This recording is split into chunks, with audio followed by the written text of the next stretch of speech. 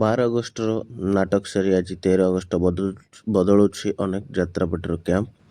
କିନ୍ତୁ 12 ଅଗଷ୍ଟରେ କେଉଁ ପାର୍ଟି କେଉଁ ନାଟକ କଲା, କେଉଁଠି ଥିଲା, ଆଉ 13 ଅଗଷ୍ଟରେ କେଉଁଠି ନୂଆ କ୍ୟାମ୍ପ କରିବ ଓ କେଉଁ ନାଟକ ହେବ, ଆଜିର ଏହି ରିପୋର୍ଟରେ ଜାଣିବା 7ଟି ଯାତ୍ରାପାର୍ଟିର କମ୍ପ୍ଲିଟ୍ କ୍ୟାମ୍ପ ଚେଞ୍ଜ ଅପଡେଟ୍।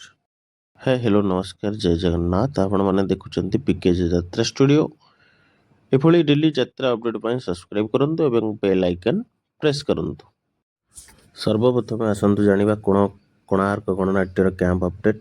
12 ଅଗଷ୍ଟରେ ବଲ୍ଲର ଛକ ସନ୍ତପଡ଼ା ଅନୁଗୁଳରେ ଶେଷ ହୋଇଥିବା ଏହି କ୍ୟାମ୍ପ ନମ୍ବର 5ର ଚତୁର୍ଥ ଅଥବା ଶେଷ ରଜନୀ। ଆଉ ସେହି ରଜନୀର ମଞ୍ଚସ୍ଥ କରିଥିଲା ନାଟକ ତୁ ବୋଧେ ମୋ ଭାଗ୍ୟରେ ନାହୁଁ। ଏହାପରେ ତାର କ୍ୟାମ୍ପ ଚେଞ୍ଜ ହେଇଛି। ଏହାପରେ 13 ଅଗଷ୍ଟରୁ କୋଣାର୍କ ଗଣନାଟ୍ୟ ପହଞ୍ଚିଛି କ୍ୟାମ୍ପ ନମ୍ବର 6ରେ। 13 ଅଗଷ୍ଟରୁ 16 ଅଗଷ୍ଟ ପର୍ଯ୍ୟନ୍ତ ଏହି କ୍ୟାମ୍ପ ଚାଲିବ ଗୋଳାବନ୍ଧ ଅନୁଗୁଳରେ। ଆଉ ଆଜି ରହିଛି ତାର ପ୍ରଥମ ରଜନୀ।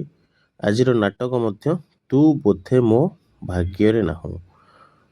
ଅର୍ଥାତ୍ ଗୋଟିଏ କ୍ୟାମ୍ପରେ ଶେଷ ରଜନୀରୁ ନୂଆ କ୍ୟାମ୍ପରେ ପ୍ରଥମ ରଜନୀ କୋଣାର୍କ ଗଣନାଟ୍ୟର ଯାତ୍ରା ଚାଲିଛି। ଆଜିର ନାଟକ ତୁ ବୋଧେ ମୋ ଭାଗ୍ୟରେ ନାହୁଁ।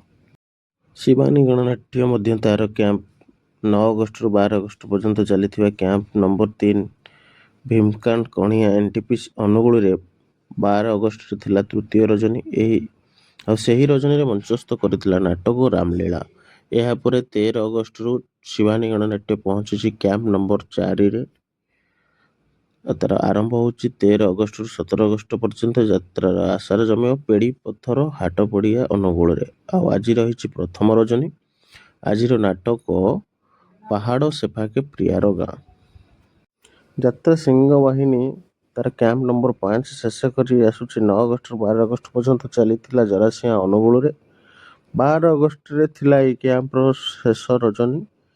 ଆଉ ସେ ରଜନୀରେ ନାଟକ କରିଥିଲା ଏଡ଼ା। ଏହାପରେ 13 ଅଗଷ୍ଟରୁ ଯାତ୍ରା ସିଂହବାହିନୀ ପହଞ୍ଚିଛି କ୍ୟାମ୍ପ ନମ୍ବର 6ରେ ନୂଆ କ୍ୟାମ୍ପ। 13 ଅଗଷ୍ଟରୁ 16 ଅଗଷ୍ଟ ପର୍ଯ୍ୟନ୍ତ ଯାତ୍ରାର ଆଶାରେ ଜମିବ ଟୋଲକବେଡ଼ା କଣିଆ ସେଇ ଅନୁଗୁଳରେ। ଆଉ ଆଜିର ନାଟକ ପ୍ରଥମ ରଜନୀରେ ଆଜିର ନାଟକ ମଧ୍ୟ ଏଡ଼ା କରିବ। ରଙ୍ଗମହଲ ତାର କ୍ୟାମ୍ପ ଅପଡେଟ୍। ଅଗଷ୍ଟରୁ 12 ଅଗଷ୍ଟ ପର୍ଯ୍ୟନ୍ତ ଚାଲିଥିଲା କ୍ୟାମ୍ପ ନମ୍ବର 4 ତୁକୁଡ଼ା ଅନୁଗୁଳରେ। 12 ଅଗଷ୍ଟରେ ଥିଲା ତାର ଶେଷ ରଜନୀ। ଆଉ ଶେଷ ରଜନୀରେ ମଞ୍ଚସ୍ଥ ହୋଇଥିଲା ନାଟକ ତୁ ବୁଝି ପାରିଲୁନି ମତେ। ଏହାପରେ 13 ଅଗଷ୍ଟରୁ ଯାତ୍ରା ରଙ୍ଗମହଲ ପହଞ୍ଚିଛି କ୍ୟାମ୍ପ ନମ୍ବର 5ରେ। 13 ଅଗଷ୍ଟରୁ 16 ଅଗଷ୍ଟ ପର୍ଯ୍ୟନ୍ତ ଯାତ୍ରାର ଆଶାର ଜମିବ ପାଣିଓଳା ଥର୍ମାଲ ତାଳଚେର ଅନୁଗୁଳରେ। ଆଉ ଆଜି ରହିଛି ପ୍ରଥମ ରଜନୀ। ପ୍ରଥମ ରଜନୀରେ ନାଟକ ମଞ୍ଚସ୍ଥ କରିବ ହରିଶ୍ଚନ୍ଦ୍ର।